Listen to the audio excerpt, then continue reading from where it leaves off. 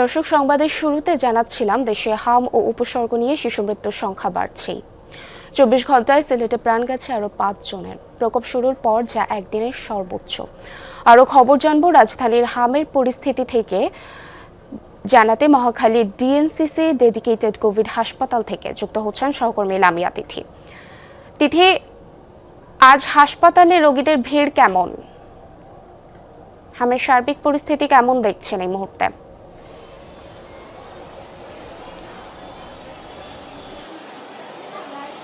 পুরবী হামের চিত্র আসলে যদি বলতে যাই যে ঠিক প্রথম যেই শুরু হয়েছিল তার থেকে যে খুব বেশি উন্নতি হয়েছে সেটা একদমই নয়।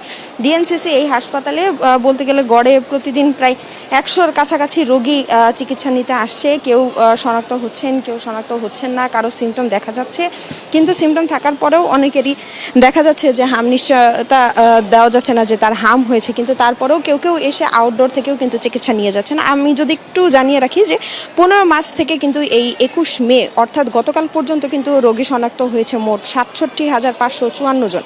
আর এ পর্যন্ত যদি বলি যে মোট হামে মৃত্যু সেটি কিন্তু 488 জন। এর মধ্যে কিন্তু ঢাকায় 209 জনের মৃত্যু হয়েছে। এছাড়াও যদি বলি যে এখন কিন্তু টিকাদান কর্মসূচি চালু রয়েছে। টিকাদান কর্মসূচির প্রায় 21 দিনের বেশি হয়ে গেছে। তো চিকিৎসকরা বলছিলেন যে 21 দিন পরে যেহেতু 3 সপ্তাহ পার হয়ে গেছে, তো 3 সপ্তাহ পার হওয়ার পরেই কিন্তু দেখা যাচ্ছে যে শিশুদের কিছুটা ইমিউনিটি সিস্টেম বাড়ছে। কিন্তু চিকিৎসকরা এটাও বলছেন যে এখন পর্যন্ত যারা যারা হামে আক্রান্ত হচ্ছেন তারা কিন্তু এখনও দেখা যাচ্ছে যে বেশ কয়েকটি হাসপাতাল ঘুরেই কিন্তু তারা এই ডিএনসিসি কোভিড যে ডেডিকেটেড হাসপাতালটি রয়েছে, যেটি হামের জন্য ডেডিকেটেড করা হয়েছে, এই হাসপাতালে কিন্তু তারা আসছেন।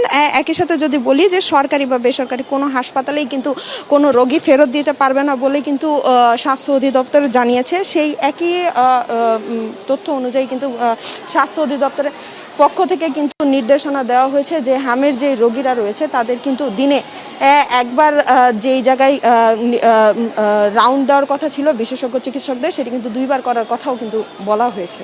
পুরোপুরি লামিয়া তিথি, আপনাকে ধন্যবাদ আমাদের সাথে যুক্ত হওয়ার জন্য।